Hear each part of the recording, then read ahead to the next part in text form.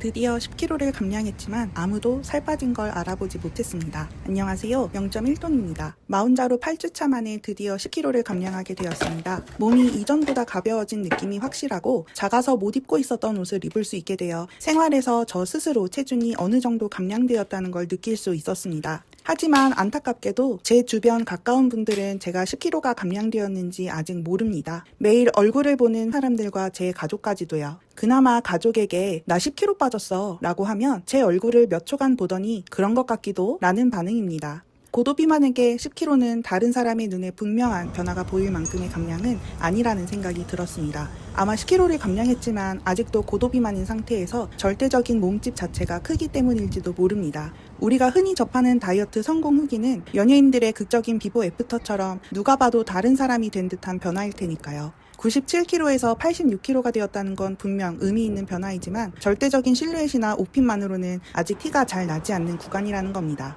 그러니까 저는 지금 반전의 서사에 초입에 들어섰을 뿐 아직 주변에서 알아볼 만한 변환점에는 도달하지 못한 셈입니다. 어차피 보여주기 위해 시작한 다이어트가 아니었으니 담담해지는 마음이 들었습니다. 매주 몇 킬로가 빠졌는지 물론 중요하지만 그보다 더 자주 확인했던 건 오늘 달리기를 몇 분 버텨냈는지, 식단표를 얼마나 잘 지켰는지 같은 일상생활습관 지표들이었습니다. 그러니 10kg라는 감량 숫자도 결국 그 사소한 지표들이 쌓여서 만들어진 결과겠죠. 그런데 문제는 여기서부터 시작됩니다. 다이어트를 지속한 지 2달 정도 되어 10kg가 빠졌지만 티가 잘 나지 않으니 일상에서 장난삼아 이런 말을 듣기도 하는 거죠. 너 다이어트 한다면서 아직도 많이 먹네? 마흔자루 맞고 있다더니 살이 빠지고 있는 게 맞는 거야? 이거 먹는다고 살 안 쪄. 뭔 샐러드 먹는다고 유난이야. 이 중에는 맞는 말도 있고 절 걱정하는 마음에 하는 조언스러운 말도 있을 겁니다. 근데 왜 저는 기분이 나빴을까요? 곱씹어보니 맞는 말이긴 해도 응원 대신 지적의 형태로 도착한 말이거나 또는 굳이 싶은 말들이었기 때문인 것 같습니다. 그 사람과의 관계를 생각하다 보니 바로 그 자리에서 사이다를 날리지는 못했지만 문득 왜 사람들은 굳이 저런 말을 저런 방식으로 하는 걸까 싶었습니다. 역시 학문의 세계에 답이 있었습니다. 심리학에는 하향 사회비교라는 개념이 있습니다. 하향 사회비교는 1954년 패트싱거가 제안한 이론으로 그는 인간에게 자신의 의견과 능력을 평가하려는 본능적인 동기가 있다고 봤습니다. 문제는 이걸 평가할 객관적인 기준이 없을 때가 많다는 거죠. 그럴 때 사람은 주변과 자신을 비교하면서 나는 지금 어디쯤 있는가를 가늠하려 합니다. 처음에는 이 비교가 자기 자신과 비슷한 위치의 사람과 이루어진다고 가정했지만 이후 연구가 진행되면서 상황에 따라 비교 대상이 위로도 아래로도 향할 수 있다는 게 밝혀졌습니다. 1980년대 들어 셸리 테일러가 스트레스 상황에서의 비교 행동을 연구하면서 하향 비교가 단순한 정보 습득이 아니라 정서 조절, 즉 기분을 회복하기 위한 전략이라는 걸 밝혀냈습니다. 이 흐름을 이어받은 토마스 애슈비 윌스라는 심리학자는 자기 고양 동기라는 틀로 이를 체계화했는데 자존감이 위협받는 상황에 놓인 사람일수록 자기보다 열등한 처지에 있는 대상과 비교함으로써 상대적인 심리적 안정을 얻으려는 경향이 강해진다는 겁니다. 중요한 건 이 비교의 목적이 정확한 자기평가가 아니라 순전히 기분을 나아지게 만드는 데 있다는 점입니다.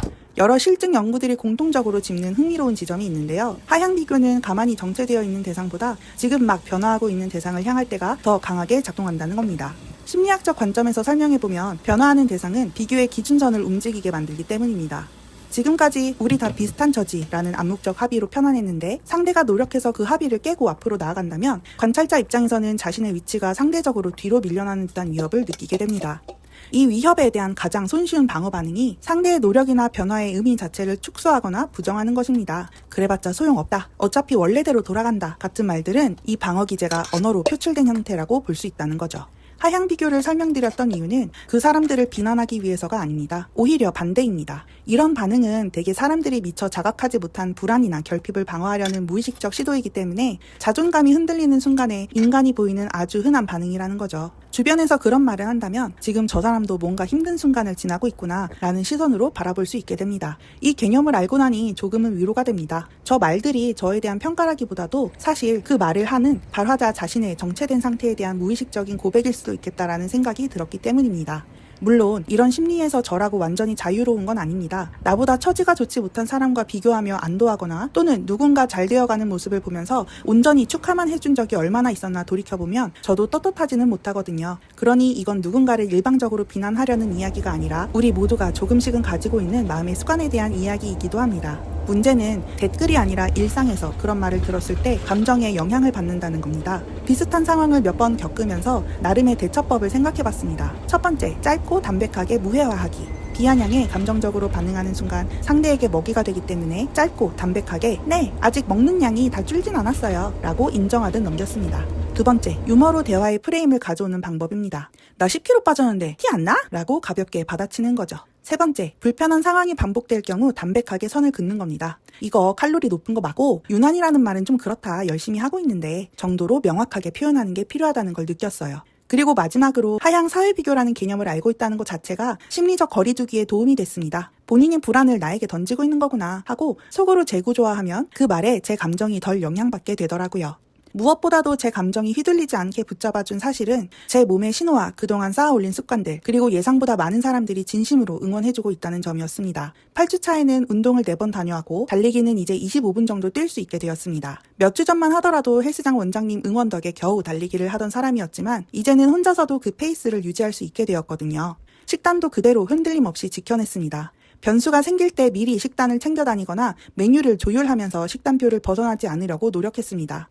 이런 루틴을 지키고 있다는 것 자체가 다시 말해 진심으로 노력했다는 것 자체만으로 내 노력이 누군가에게 장난거리가 된다 한들 중심이 흔들리지 않도록 도와주는 든든한 버팀목이 되어주고 있습니다. 이 감각은 누가 증명해주지 않아도 확실하게 쌓이고 있는 증거니까요. 그리고 이 감각을 조금 더 구체적인 목표로 만들고 싶어서 한 달 뒤 열리는 5km 마라톤 대회를 신청했습니다. 5km를 뛰어본 적은 없는데 달리기를 25분 넘게 하고 있다는 성취감을 떠올리면서 이번에는 5km를 뛰어보고 싶다는 생각이 들었어요. 목표는 기록이 아니라 완주입니다. 이것 또한 제 다이어트 기록의 이정표가 될 것 같습니다.